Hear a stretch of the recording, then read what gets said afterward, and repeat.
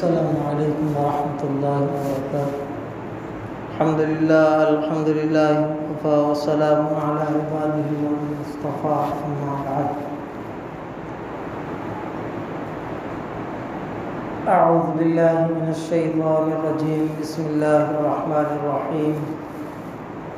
انا انزلناہ فی لیلۃ مبارکۃ انا کنا منذرین فیہا یفرق کل امر حکیم۔ قال النبی صلی اللہ علیہ وسلم: المسلم من سلم المسلمون من لسانہ ویدہ، او کما قال النبی صلی اللہ علیہ وسلم۔ محترم قابل قدر معزز دینی ایمانی بھائیوں، اللہ تبارک و تعالیٰ کا اپنے تمام بندوں پر بڑا انعام، احسان، فضل و کرم ہے کہ اللہ رب العزت نے ہم سب کو مسلم ایمان والے گھرانے میں پیدا فرمایا۔ محترم سامعین کرام، یہ مہینہ شعبان کا مہینہ چل رہا ہے، اور اس مہینے کے اندر ایک ایسی بابرکت رات آنے والی ہے جسے شب برات سے موسوم کیا جاتا ہے۔ شب برات وہ برکت والی رات کہلاتی ہے جس کو محمد رسول اللہ صلی اللہ علیہ وسلم گناہوں کی بخشش اور مغفرت کا سیزن قرار دیا ہے۔ 15 شب برات، 15 شعبان کی رات کو ہر بندے کے نام اعمال اللہ تبارک و تعالیٰ کے سامنے پیش کیے جاتے ہیں۔ آنے والے شعبان تک فیصلہ کر دیا جاتا ہے کہ اللہ تبارک و تعالی کس کی عمر میں کتنی برکت رکھیں گے، دنیا کا سفر کتنا طویل ہوگا یا قلیل ہوگا۔ لیکن ان بندوں کے نام اعمال کو روک دیا جاتا ہے، موقوف کر دیا جاتا ہے جن کے پاس عبادتوں کے اعتبار سے نیکیوں کا ذخیرہ اور انبار موجود ہے، نمازوں کا اہتمام کرنے والے، ذکر و اذکار کا اہتمام کرنے والے، تلاوت قرآن کا اہتمام کرنے والے، زکوٰۃ صدقات کا اہتمام کرنے والے اور دیگر نیک اعمال کو انجام دینے والے، لیکن ساتھ ساتھ ان کے اندر یہ کمی ہو اور یہ نقص باقی ہو کہ اس کا دل پاکیزہ نہ ہو، دل کے اندر وہ معاشرت کے اعتبار سے ہو، معاملات کے اعتبار سے ہو، حقوق العباد کے اعتبار سے ہو، اس کے دل کے اندر گندگیوں کا ذخیرہ موجود ہے، اگرچہ کہ وہ ظاہری اعتبار سے نماز، روزے، دیگر نیک اعمال کا پابند ہے۔ آج معاشرے میں عبادات، حقوق اللہ کے اندر حق تلفی کے ساتھ ساتھ زیادہ تر حقوق العباد کی طرف سے ساری امت مسلمہ غافل ہو کر زندگی گزار رہی ہے۔ تو شب برات کی رات اللہ تبارک و تعالیٰ فرشتوں کو یہ حکم دیں گے کہ فلاں فلاں بندے کے نام اعمال کو بند کر دیا جائے، روک دیا جائے، اور اس بندے کا کوئی فیصلہ نہیں کیا جائے گا۔ اب اعمال کے روکنے پر، فیصلے کے روکنے پر جو اہم چیزیں ہیں ان میں سب سے جو بڑی چیز ہے وہ حقوق العباد. بڑا سے بڑا عبادت گزار آدمی بھی آج حقوق العباد میں ناکام ہے. بڑے سے بڑے صاحب دین اور صاحب اقتدار صاحب منصب پر رہنے والے حقوق العباد میں غفلت اور لاپرواہی کر رہے ہیں.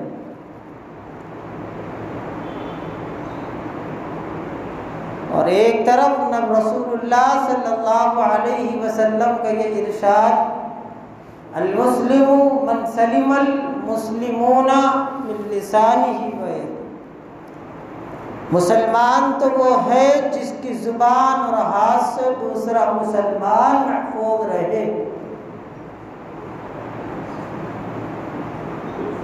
زبان کے ذریعے سے ہم نے کسی پر بہتان اور الزام لگا دیا، اس زبان ہی کے ذریعے سے ہم نے کسی پر تنقید لعن طعن کر دیا، اس زبان کے ذریعے سے ہم اچھی باتوں کے بجائے بری باتوں کے لیے زبان کو استعمال کیا،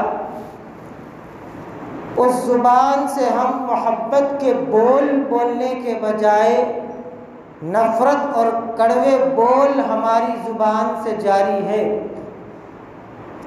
اس زبان سے اللہ کا پاک کلام پڑھنے کے بجائے محمد الرسول اللہ صلی اللہ علیہ وسلم کی زندگی سننے سنانے کے بجائے ہم نے اس زبان سے کسی کی غیبت چغل خوری اور گالی گلوچ کے لیے زبان کو استعمال کیا. اور جہاں تک دل کی کیفیت کا معاملہ ہے،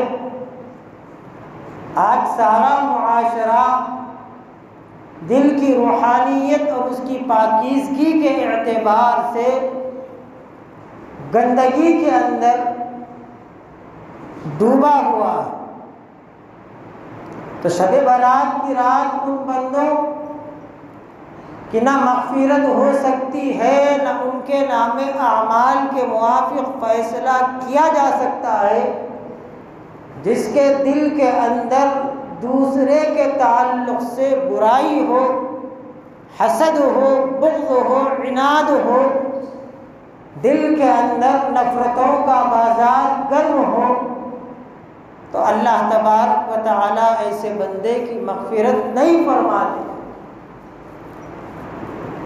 اسی لیے کہ اللہ تبارک و تعالی حقوق اللہ کا تعلق 25% ہے، تو حقوق العباد معاملات اور اخلاق 75% دین کا حصہ حقوق العباد سے تعلق رکھتا ہے، اور 25% دین کا تعلق حقوق اللہ سے تعلق رکھتا ہے. تو جہاں تک حقوق اللہ میں حق تلفی کی بات ہے، وہ اللہ تبارک و تعالی بڑی شان والے غفور الرحیم ہے، جس کے خزانوں میں رائے کے دانے کے برابر بھی کمی نہیں آ سکتی، جو رحمان الرحیم ہے. اگر بندہ حقوق اللہ میں حق تلفی کرے گا تو اللہ اپنی حیثیت اور شان کے موافق معاف فرما دے. لیکن جہاں تک حقوق العباد کا معاملہ ہے، جب تک آپس میں ایک دوسرے سے اپنے دل کی اصلاح نہ کر لے گا، اس وقت تک اللہ تبارک و تعالیٰ بھی معاف نہیں کر سکتے، جب تک کہ اس سے معافی نہ مانگ لے.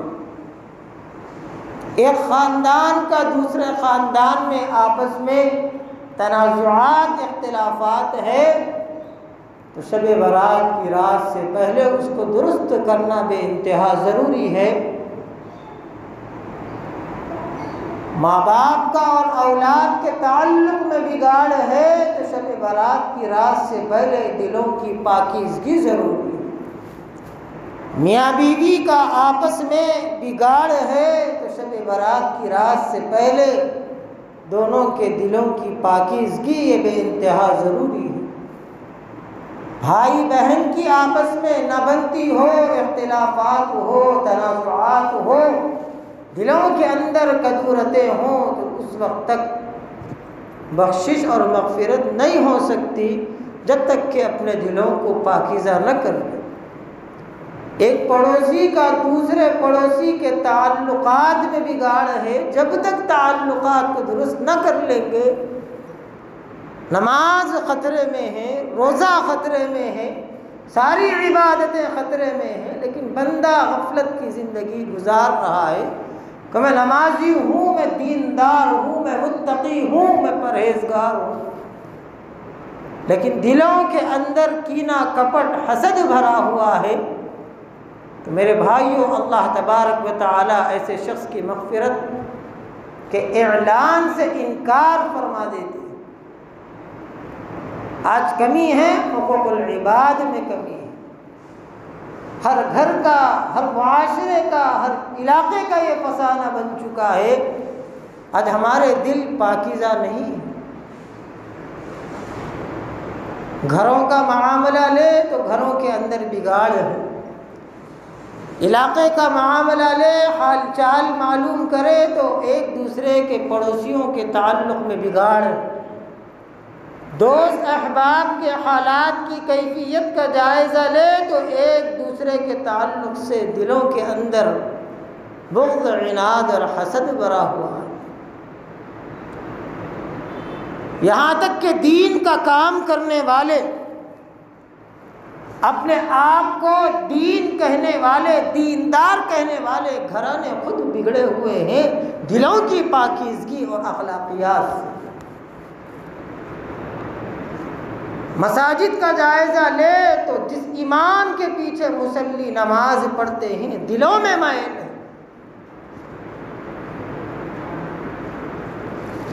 جس مؤذن کے پیچھے نماز پڑھتے اس کی اذان سننے پر مسجد کو آتے ہیں، پیٹھ پیچھے اس کی غیبتیں ہو رہی ہے، برائی کی جا رہی ہے۔ میرے بھائیوں یہ ساری چیزیں ہماری ناکام ہیں، اس کی نماز ہی قبول نہیں ہوتی، اس کی نماز ہی نہیں ہوتی۔ تو ہر طرف معاشرے کی بربادی کی جو اصل وجہ ہے وہ اخلاقیات کی کمی ہے۔ اخلاق جب تک درست نہ ہوں گے تو ملک کے حالات، ہمارے گھروں کے حالات اور ہمارے معاشرے کے حالات کبھی درست نہیں ہو سکتے جب تک دل درست نہ ہو۔ ایک بگونے کے اندر گوبر رکھا ہوا ہے، اگر کوئی شخص اس میں یہ کہے گا میں اس میں شوربہ یا کوئی سرکہ سالن وغیرہ ڈال دوں گا، پھر وہ سالن بیکار ہو جائے گا۔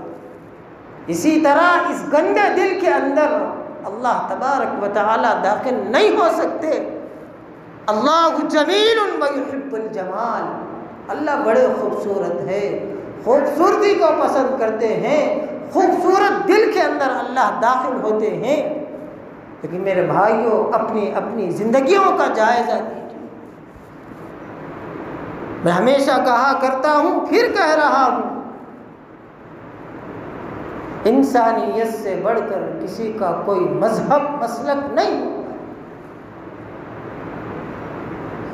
آج ہم مسلمان ہیں، آج ہم دیندار ہیں، آج ہم اپنے آپ کو ایمان والا کہنے والے ہیں، لیکن آج ہم انسان نہیں، جانوروں جیسا کردار ہمارا بن چکا ہے۔ یہ ہر گھر کی کہانی بنی ہوئی ہے، یہ ہر معاشرے سماج کی کہانی بنی ہوئی ہے، یہ ہر مساجد کے ذمہ داروں کی کہانی بنی ہوئی ہے۔ یہ مساجد ہو، مدارس ہو، دینی تنظیموں کی کمیٹیوں کی یہ حالت بن چکی ہے کہ وہ حقیقی معنی میں وہ انسان نہیں۔ ہاں اس میں شک نہیں ہے کہ وہ دیندار ہے، انسان نہیں۔ میرے نبی نے انسان اس کو قرار دیا ہے۔ حال کا واقعہ بتا رہا ہوں۔ ایک جگہ خطاب کرنے کا موقع ملا، یہاں سے 60 کلومیٹر دور پر، تو اس دوران ایک خاتون آئی اور ایک ہمارے پاس ایک چٹھی لائی گئی کہ بیان کے بعد مولانا اعلان کیا جائے کہ وہ بیوہ خاتون ہے، 7 بیٹیاں ہیں۔ اب تحقیق کی گئی، تصدیق کی گئی، جاننے والوں نے کہا کہ حقیقی معنی میں پریشان ہے۔ اعلان کرنے کے بعد لوگوں کی کیفیت یہ ہے کہ ایک صاحب اپنی گاڑی میں سے اتر کر اس خاتون کے پاس آنے سے پہلے میرے پاس آئے اور کہنے لگے آپ نے جو اعلان کیا وہ یا کسی خاتون کے لیے یا کسی اور کے لیے؟ میں نے کہا دکھ رہی تو یہی ہے، یہی خاتون کے لیے ہے۔ تو کہنے لگے کہ میں 20,000 روپے زکوٰۃ کے دینا چاہ رہا ہوں، کیا دے سکتا ہوں؟ میں نے کہا کہ آپ معلوم کر لیجئے کہ سیدہ ہے یا نہیں۔ اگر سیدہ ہے تو زکوٰۃ نہیں دے سکتے کہ نسبت محمد رسول اللہ سے وابستہ ہے، عطیہ دینا ہوگا، ہدیہ دینا ہوگا۔ بہرحال تحقیق کے بعد معلوم ہوا کہ وہ سیدہ نہ تھی، تو وہ صاحب جو زکوٰۃ کی رقم اس کو دے سکتے تھے اس خاتون سے کہنے لگے کہ تم کس مسلک سے تعلق رکھتی ہو؟ کہنے لگی کہ میں خواجہ غریب نواز کو میرے شوہر زیادہ مانتے تھے۔ پھر آپ اس صاحب کا جملہ سنیے، نہیں میں سنی جماعت سے تعلق رکھتا ہوں، میں نہیں دیتا۔ فوراً کار میں بیٹھے اور نکل گئے۔ کیا یہ انسانیت ہے؟ رمضان جو مہینہ آ رہا ہے میرے بھائیوں، ہم نے قرآن کو نہیں پڑھا ہے۔ شہر رمضان الذی انزل فیہ القرآن ھدی للناس کہا، ھدی للمسلمین نہیں، ھدی للمؤمنین، ھدی للناس۔ جس مہینے میں اللہ نے قرآن مجید کو نازل کیا ہے یہ سارے لوگوں کے لیے ہدایت کا مہینہ ہے۔ مطلب کیا ہے؟ مسلمان کے لیے روزہ رکھنا ہے، لیکن میرے نبی نے اخلاق سکھائے، اے مسلمانوں اپنے افطار کی پارٹی میں ہندو کو بھی شرکت کر لینا، یہودی بھی شرکت کر سکتا۔ انسانیت کا تعلق للناس سے ہے، مسلمانوں سے کسی مذہب سے نہیں۔ مشرک کے ساتھ، یہودی کے ساتھ اخلاق نبوی محمد رسول اللہ صلی اللہ علیہ وسلم کو اللہ نے سارے عالم کے لیے نبی بنا کر بھیجا، آئیڈیل بنایا ہے۔ ان کی زندگی اگر پڑھیں گے، آج کسی بھی مسلک سے تعلق رکھنے والا، مذہب سے تعلق رکھنے والا ہو، محمد رسول اللہ کی زندگی اور تمہاری شریعت کے اندر تم جس دین پر چل رہے ہو، تمہارا جو کردار ہے وہ کچھ الگ رنگ دے رہا ہے، اور میرے نبی کا کردار، میرے نبی کی زندگی سے کچھ اور سبق مل رہے ہیں کہ فاحشہ عورت کے ساتھ بھی آپ کا حسن سلوک والا معاملہ، ہمدردی کا معاملہ، اور یہودی کے ساتھ، مشرکین کے ساتھ، کفار مکہ کے ساتھ آپ کا حسن سلوک کا معاملہ ہے۔ آج وہی مسلمان نام رکھنے والے، ہر جماعت سے جڑا ہوا آدمی یہ سمجھتا ہے کہ میں حق پر ہوں، لیکن کبھی اس بات کی فکر نہیں کی ہے ہر جماعت سے تعلق رکھنے والے نے کہ میرے اس سینے کے اندر ایک دل ہے جو ایک یہودی کے اندر بھی ہے، یا غیر مسلم کے پاس بھی وہ دل ہے، وہ دل بھی دھڑکتا ہے، اس کی زندگی میں بھی مسائل ہے، وہ بھی پریشان ہے، وہ بھی غموں کا شکار ہے، اس کی بھی دل آزاری ہوتی ہے، اس کا بھی دل ٹوٹتا ہے، تو پھر پڑھنا پڑے گا محمد رسول اللہ کی زندگی کو۔ کچرا ڈالنے والی کے ساتھ آپ نے کیا معاملہ کیا، اور آپ کے پاکیزہ بستر پر پیشاب پاخانہ کر کر گندہ کرنے والوں کے ساتھ آپ کا کیا حسن سلوک رہا۔ اور آج ہم کہتے ہیں کہ میں دیوبندی ہوں، میں تبلیغ جماعت سے تعلق رکھنے والا، میں جماعت اسلامی سے 60 سال سے کام کر رہا ہوں، میں نے پڑھی ہے قاسم نانوتوی کی زندگی کو، میں جانتا ہوں تبلیغ جماعت کے بانی مولانا الیاس صاحب رحمۃ اللہ نے کتنی قربانیاں دی ہے۔ فضائل اعمال لکھنے والے شیخ الحدیث زکریا رحمۃ اللہ علیہ کی زندگی کو ہم نے پڑھا ہے۔ جماعت اسلامی کے بانی مولانا سید ابو العلا مودودی کی زندگی کو میں نے پڑھا ہے۔ جمعیت اہل حدیث سے تعلق رکھنے والے فاؤنڈر اور بانی کو مولوی نذیر کی زندگی کو میں نے پڑھا ہے۔ اہل سنت الجماعت جو اپنے آپ کو کہتے ہیں اعلیٰ حضرت احمد رضا خان بریلوی کی زندگی کو میں نے پڑھا ہے۔ انہوں نے کبھی جانوریت کی تعلیم نہیں دی ہے، انسانیت کی تعلیم دی ہے۔ کیوں جماعت اسلامی کی بنیاد رکھی گئی تھی؟ کیا وجہ تھی جماعت اسلامی کی بنیاد مولانا سید ابوالعلا مودودی نے ڈالی تھی؟ وجہ کیا تھی؟ بس یہی چاہتے تھے قوم میں اتحاد ہو، قوم کے اندر یکسانیت ہو، محبت ہو، اخوت ہو۔ مولانا الیاس صاحب رحمۃ اللہ علیہ کی فکروں کو اور ان کے قربانیوں کو ہم نے پڑھا تو یہی ملا ہے۔ چبوتروں پر بیٹھنے والے شراب خانوں میں جا کر انہوں نے دعوت و تبلیغ کا کام کیا تو اصلاح ہوئی۔ کئی بے گھرانے میرے بھائیوں بے دیندار بنے، کئی جو نام کے مسلمان تھے وہ ایمان کی حقیقت کو وہ پہنچے۔ ان سب کا مقصد اللہ کی طرف بلانے کا تھا، اور میرے نبی نے لوگوں کو اللہ کی طرف بلایا تو آپ کا دل پاکیزہ تھا۔ لیکن آج ہمارے دلوں کے اندر ایک دوسرے کے تعلق سے نفرتیں ہیں میرے بھائیوں، دلوں کے اندر نفرتوں کا بازار لیے ہم پھر رہے ہیں اور یہ کہہ رہے ہیں کہ ہم مسلمان ہیں۔ فرقہ واریت کو کسی بانی نے جنم نہیں دیا ہے، فرقہ واریت کو ہم جیسے فردن نوجوانوں نے اور بڑے لوگوں نے اس کو جنم دیا ہے۔ فرقہ واریت کی تعلیم کسی نے نہیں ڈالی تھی، سب نے انسانیت کی تعلیم سکھائی ہے، اور میرے نبی نے بھی انسانیت کی تعلیم سکھائی ہے۔ یہی وجہ تھی بڑے بڑے اللہ والے جنہوں نے اپنی ساری زندگی کے اندر زنا کرنے والی، جسم بیچنے والی عورت کے دروازے پر جا کر انہوں نے اس کے دل کو بدلا، وقت کی رابعہ بصریہ بنی۔ یہ تاریخ اس بات پر گواہی دیتا ہے۔ آج ہمارا پڑوسی بے مسلمان ہے، گالی گلوچ کرنے والا ہے، ہم اس کو مسلمان نہیں سمجھتے، ہم اس کو انسان نہیں سمجھتے ہیں۔ یہ میرے نبی کی تعلیم نہیں تھی، میرے نبی نے ہر طرح کی قربانیاں دی ہے۔ آج صرف محمد رسول اللہ کے نام کا دین کا لیبل بنا کر ہر طرف سے پیٹ کی پوجا اور جیب کو گرم کیا جا رہا ہے، اور ہر شخص یہ چاہ رہا ہے کہ صرف میری بات صحیح ہے۔ کہ اللہ کے نبی نے جو کہا تھا قرب قیامت کے قریب ایسا ہوگا، وَإِعْجَابَ كُلِّ ذِي رَأْيٍ بِرَأْيِهِ فَعَلَيْكَ بِخَاصَّةِ نَفْسِكَ۔ ہر شخص یہ سمجھے کہ میں اچھا ہوں، پورا معاشرہ بگڑا ہوا ہے، میری بات ہی صحیح ہے، دوسرا کہنے والا صحیح نہیں ہے، وہ بے نمازی ہے، وہ بے دین ہے، میں دیندار ہوں، میں تہجد پڑھتا ہوں، میں نماز پڑھتا ہوں، میری بات صحیح ہے۔ اللہ کے نبی نے فرمایا ٹھیک ہے، کسی کو کچھ کہنے کی ضرورت نہیں ہے۔ فَعَلَيْكَ بِخَاصَّةِ نَفْسِكَ۔ مسلمانوں تم اپنی فردن اصلاح کی فکر کر لو، دوسروں کی فکروں کو چھوڑ دو، دوسروں کے تعلقات کو چھوڑ دو، اپنے ایمان کی فکر کرو، اپنے دلوں کو پاکیزہ بناؤ۔ یہ دل پاکیزہ نہ ہوں گے تو زندگی میں 60 شب برات آئے گی، گزر جائے گی، لیکن میرے بھائیوں کبھی اللہ تبارک و تعالیٰ کے یہاں ہمارا کوئی عمل قابل قبول نہیں ہوگا۔ آج مساجد کی کیفیتیں بدلی ہوئی ہے، یہ قرب قیامت کی صاف صاف نشانیاں ہیں۔ بخاری کتاب الفتن اٹھا کر دیکھیے، مسلم کتاب الفتن اٹھا کر دیکھیے، 72 حدیثیں ہیں۔ ترمذی، ابن ماجہ، نسائی، ابو داؤد، سیاہ الستہ کی جتنی تمام کتابیں ہیں، ابواب الفتن کو پڑھنے کا یہ دور ہے۔ 72 فتنے جو بیان کیے گئے ہیں، ان تمام فتنوں میں سب سے بڑا فتنہ یہ ہے کہ اللہ کے گھر مساجد کے اندر جاہل صدور ہوں گے، اور امام اور مؤذنین کے اوپر لوگ ان کے تعلق سے برا بھلا کہیں گے، اور علماء کی بے وقاتی کی جائے گی۔ دوسری طرف یہ بتایا گیا قرب قیامت کے قریب دیندار لوگ باقی رہیں گے، برے لوگ بھی باقی رہیں گے، علماء یہاں اچھے علماء بھی رہیں گے، برے علماء بھی رہیں گے، اچھے امام بھی موجود ہوں گے، برے امام بھی موجود ہوں گے، لیکن پھر فرق کرنا ہوگا، پہچاننا ہوگا، ہر شخص کو اپنی فردن اصلاح کرنے کی ضرورت ہے۔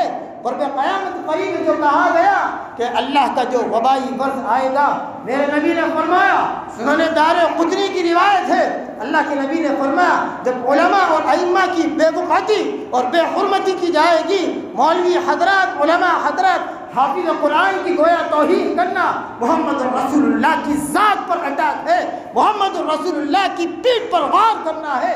کسی امام کے پیچھے نماز پڑھ کر اس کے تعلق سے دل میں رائے کے دانے کے برابر بھی مائل رکھنا، یہ نہ سمجھو کہ میں اپنی بات کہہ رہا ہوں، یہ قرآن اور حدیث کی بات بتا رہا ہوں۔ میرے بھائیوں، اگر آپ کا انتقال ہو جائے، میں آپ کی قبر پر آ کر فاتحہ یاسین پڑھنے والا نہیں ہوں گا، آپ کو آپ کا اپنا حساب کتاب جواب دینا ہوگا۔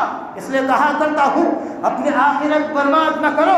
آج بڑے بڑے مساجدوں کی بات بتا رہا ہوں، 2-4 مساجد کو جانا ہوا جہاں ہم کو بچپن میں مار مار کر پڑھا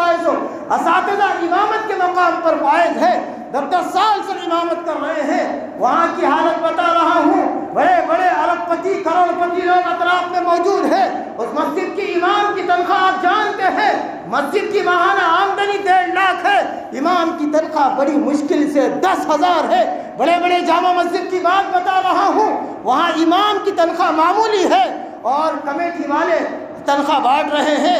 بعض مساجد کی کچھ ساتھیوں نے کیفیت بتائی، جو علماء ائمہ حضرات ہیں، متولی اپنی تنخواہ 25,000 لے رہا ہے اور صدر اپنی تنخواہ 30,000 لے رہا ہے۔ یہ حرام خور، حرام کھانے والے، یہ حرام زادے، ان کو اللہ کا ڈر خوف نہیں ہے تو ڈرنے کی بات، بڑی تعجب کی بات نہیں ہے کہ کہیں یہ لکھا ہوا نہیں ہے کہ مسجد کی خدمت کرنے والے، اللہ کے گھر کی خدمت کرنے والے دیندار ہوتے ہیں، یہ کہیں لکھا ہوا نہیں ہے، بلکہ قرب قیامت کی نشانیوں میں سے ایک سب سے بڑی نشانی یہ ہے کہ قیامت کے قریب مسجد میں ذمہ داری لینے والے، مسجد میں اللہ کے گھر کی نگرانی کرنے والے علماء، اہل علم اور دیندار حضرات ہونے کے بجائے بگڑے ہوئے ہنڈے، آوارہ لچے لفنگے مساجد پر راج کریں گے۔ یہ قرب قیامت کی علامتیں ہیں۔ آپ کسی فنکشن ہال کے ذمہ دار نہیں ہے، ہندو آیا فنکشن ہال دے دیا گیا، کوئی عیسائی مذہب سے تعلق رکھنے والا اسے دیا گیا، کوئی مسلمان دعوت کرنا چاہتا اسے دیا گیا۔ یہ اللہ کا گھر ہے جس کی نسبت اللہ سے ہے۔ آج ہر طرف سے حرام کھایا جا رہا ہے، حرام کھانے میں رائے کے دانے کے برابر کسر نہیں چھوڑی جا رہی ہے۔ ارے جس قوم کے لوگ حرام کھانے والے حرام خور ہوں گے، خنزیر اور کتے کے گوشت کھانے کے مثل ہوں گے، ان کی نسلوں میں دینداری آئے گی؟ میرے بھائی بتائیے، نہیں آئے گی۔ ان کی نسلیں بے ایمان ہوں گی، ان کی نسلیں وقت کے فرعون اور ابو جہل ابو لہب والے صفات ان کے اندر پیدا ہوں گے۔ اس پیٹ کے اندر حلال رزق داخل کرنا ہوگا۔ آج ہر طرف سے پیٹ کے اندر حرام چیز جا رہی ہے، ہاتھوں کا استعمال حرام جگہ پر ہو رہا ہے، جو نوکری کر رہے ہیں حرام آمدنی اس کے اندر داخل ہے، ہمارے آنکھوں کا دیکھنا حرام جگہ ہم دیکھ رہے ہیں، کانوں سے حرام سن رہے ہیں، مسجد میں آئے نماز پڑھے، کوئی جگہ دھکنے مل گئی کھڑے ہو کر کسی امام کی غیبت کی جا رہی ہے، کسی فلاں پڑوسی کی غیبت کی جا رہی ہے۔ میرے بھائیوں، نماز پڑھ کر نکلے، کیا کر نکلے؟ دین کا، مسلمان کا جو سب سے بڑا حصہ ہے، محمد رسول اللہ صلی اللہ علیہ وسلم نے صحابہ سے مخاطب کر کے فرمایا، اے میرے پیارے صحابہ، تم جانتے ہو مسلمان کا سب سے چھوٹا سا درجہ کیا ہے؟ اللہ کے نبی نے فرمایا، تم کسی سے ملاقات کرتے ہو، یہ کہتے ہو السلام علیکم ورحمۃ اللہ وبرکاتہ، یا پھر السلام علیکم، جس کے معنی ہے تم پر سلامتی ہو، السلام علیکم کہ تم پر سلامتی ہو۔ اللہ کے نبی علیہ السلام نے بڑی عجیب بات بیان فرمائی کہ ایک شخص اپنے کسی دوست کو یا اپنے رشتہ دار کو کہتا ہے السلام علیکم کہ تم پر سلامتی ہو، پھر اس سے بات چیت ہو رہی ہے، دوران گفتگو برائی کی جا رہی ہے، غیبت کی جا رہی ہے، دل میں میل رکھا جا رہا ہے، فرمایا السلام علیکم تم پر سلامتی ہو، اور پھر زبان سے گفتگو نکل رہی ہے، غیبت اور برائی گندگی باتیں نکل رہی ہے، فرمایا کہ تم پر سلامتی کا ہو، السلام علیکم تمہاری بربادی ہو، السلام علیکم تمہاری بربادی ہو۔ سلام ایک کیا جا رہا ہے، لیکن پھر اس مجلس کے اندر کسی کی بھی ایک شراب کے تعلق سے، شراب پینے والے کے تعلق سے، ایک زنا کرنے والی عورت کا مکان معلوم ہو گیا، اگر اس کے تعلق سے بھی یہ کہہ دے کہ وہ گھر کے اندر گندی نچلی ذات کی رنڈی رہتی ہے، فرمایا یہ میرے نبی کی تعلیم نہیں ہے۔ ایسا کہنے والا میرے نبی نے فرمایا ہلک الناس فہو اہلکم، یہ بد دعا دیتا ہوں کہ وہی شخص کہنے والا ہلاک و برباد ہو جائے۔ میرے بھائیوں، آج سارے مساجد کے اندر، آج سارے دینی تنظیم کے اندر میرے بھائیوں دلوں کی پاکیزگی کہیں پر بھی نہیں ہے، اس لیے دوسروں کی فکر چھوڑو، اپنی آخرت کی فکر کرو۔ ہر شخص یہ سوچے کہ میرا ایمان، میرے بیوی بچوں کا ایمان کیسا ہے، میں اپنے بچے کو ایسا مسلمان بنا کر دنیا سے رخصت ہو جاؤں کہ قبر میں کسی کو میرے لیے فاتحہ اور یاسین پڑھنے کی ضرورت نہیں ہے۔ میرا بیٹا عقیدے کے صحیح موافق، وہ نمازی ہوگا، وہ دیندار ہوگا، وہ صحیح معنی میں مسلمان ہوگا، کلمت قبر میں چین و سکون میسر ہوگا۔ تو ہم نے اپنی اولاد کو دنیا کی اعلیٰ تعلیم کی ڈگری دلوا دی، لیکن ہم نے دین سے دور رکھا، تو میرے بھائیو یاد رکھیے قبر میں کروٹ عذاب کے علاوہ کوئی چیز ہاتھ آنے والی نہیں ہے۔ وہاں چیخو گے پکارو گے کوئی ہماری آواز کو سننے والا نہیں ہے۔ کتنے لوگ تھے اس کالونی کے اندر جو گزشتہ شب برات شعبان کے مہینے میں باقی تھے، اور اس شعبان کے اندر وہ اس دنیا میں نہیں ہے، وہ رخصت فرما گئے۔ اللہ ان تمام کی بال بال مغفرت فرمائے۔ یہ مغفرت کا کرنا اور گناہوں کا معاف کرنا یہ اللہ کی شان ہے۔ آج دیکھیے ہر طرف اپنے آپ کو دینی تنظیم سے جوڑنے والا، ہر مسلک کے تعلق سے اپنے آپ کو یہ کہنے والا کہ میں فلاں مسلک سے تعلق رکھتا ہوں، اس کی زندگیوں کا حال یہ ہے کہ وہ ایمان تو دور کی بات ہے، وہ صحیح معنی میں انسان نہ بن سکا، اور دعوت دے رہا ہے، قرآن مجید کی تفسیر کر رہا ہے اور فلاں دین کے کام کر رہا ہے، لیکن صحیح معنی میں جس کو انسان کہا گیا ہم صحیح معنی میں انسان نہیں بن سکے۔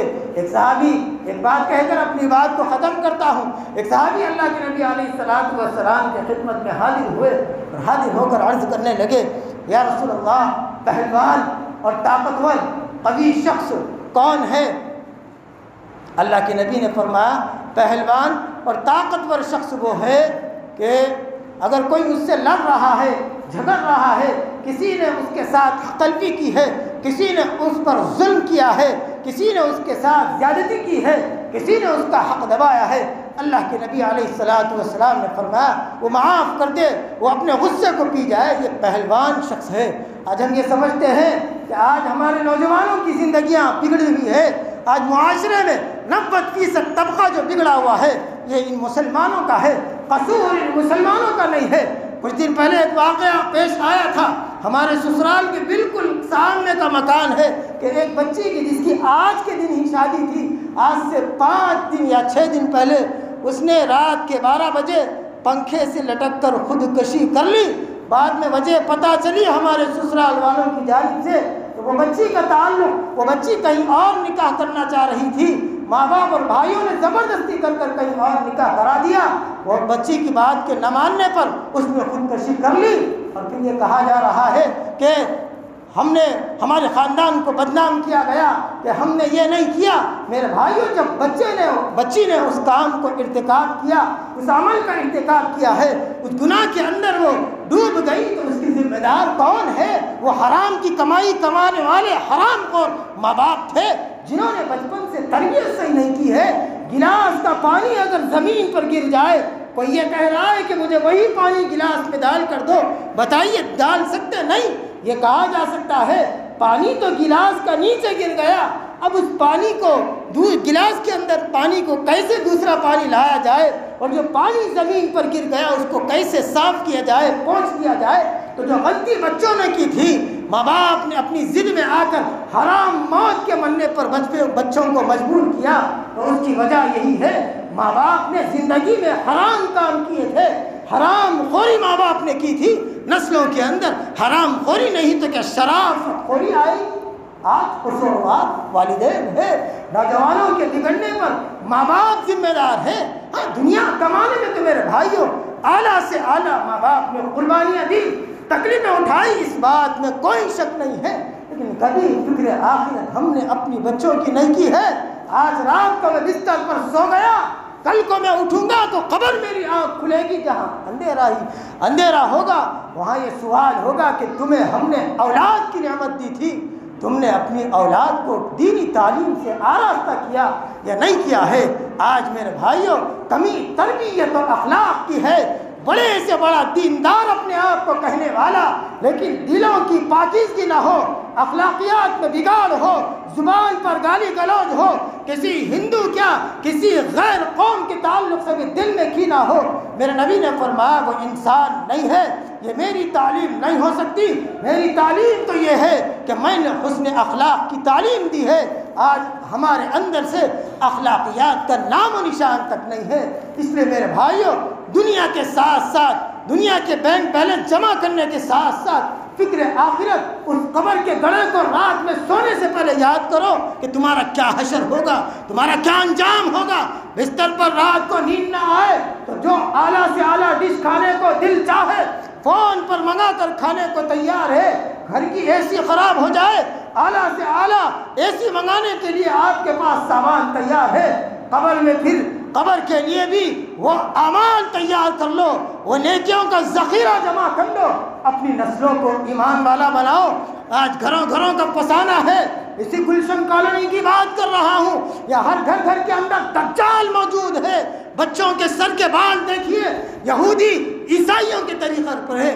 باپ کو اس بات کی فکر نہیں ہے، چھوٹا سا بچہ جب 2 سال کا ہوتا ہے کسی فلم اداکار کا یا کسی میوزک گانے والے کا نام لیتا ہو، وہ بے شرم ماں بیٹھی ہوئی جس نے اس بچے کو جنا، وہ بے شرم باپ جس نے نطفے سے اس بچے کو پیدا کیا، واہ واہ کر رہا ہے، تعریف کرتا، خوشی کرتا ہے۔ اس بات کا افسوس نہیں ہے، بھری محفل میں جتنے لوگ اس وقت موجود ہیں، کسی کو کھڑا کر کے پوچھوں توحید کا کلمہ کلمہ سناؤ، اگر کسی سے پوچھوں فرائض وضو کتنے ہیں بتاؤ، نماز کے واجبات، نماز کے فرائض کتنے بتاؤ میرے بھائیوں، آج ہم نہیں بتا سکتے۔ اپنی زندگیوں کا جائزہ لیجئے۔ آج اگر کوئی مولوی کسی مسجد میں تقریر کرتا ہے، کمیٹی والے برخاست کر رہے ہیں، اور ہر جگہ میرے بھائیوں محمد رسول اللہ کے دین پر مسلمان نام رکھ کر ڈاکہ دینے والے حملہ آور ہو چکے ہیں۔ آج ہر جگہ دینی تنظیم قائم کرنے والوں کے اندر شیطانیت داخل ہو چکی ہے۔ حضرت پیران پیر محبوب سبحانی قندیل نورانی تحفہ ایمانی شیخ احمد عبد القادر جیلانی رحمۃ اللہ علیہ کے پاس ایک شخص آیا اور کہنے لگا، حضرت میں آپ سے کچھ مسئلہ معلوم کرنا چاہتا ہوں۔ حضرت نے فرمایا بتا کیا مسئلہ ہے؟ کہنے لگا حضرت امیر معاویہ رضی اللہ عنہ کے بارے میں لوگ فلاں فلاں غلط باتیں کہتے ہیں، آپ کی حضرت امیر معاویہ کے بارے میں کیا تحقیق ہے، کیا رائے ہے، میں معلوم کرنا چاہتا ہوں۔ حضرت پیران پیر کے چہرے پر غصہ آیا اور فرمایا نالائق، تجھے حضرت امیر معاویہ کے مسئلے سے کیا واسطہ؟ تجھے اللہ تبارک و تعالی جو سوال پوچھیں گے ان سوالوں کی فکر کر۔ پیران پیر نے اس شخص سے کہا امیر معاویہ کا مسئلہ تو دور کی بات ہے، تو مجھے یہ بتا نماز میں کتنے واجبات ہیں، فرائض وضو کتنے ہیں، پاخانہ پیشاب کر کر ڈھنگ سے طہارت لینے آتا ہے یا نہیں آتا، بیوی سے ہم بستری جانوروں کے جیسا کرتے ہو، کبھی بیوی سے ملنے سے پہلے تم نے دعا کا اہتمام کیا، وہ دعا تمہیں یاد ہے، نسل حرام خور نہیں تو ایمان والی بنے گی، نسل کے اندر اثرات شیطانی نہیں تو کیا وقت کے ولی کے یا کسی اللہ والے کے اوصاف داخل ہوں گے؟ وہ شخص حیران ہوا، خاموش ہو گیا۔ تو حضرت پیران پیر نے فرمایا یاد رکھ اے میرے یاد رکھ اے شخص، تجھ سے قیامت کے دن سب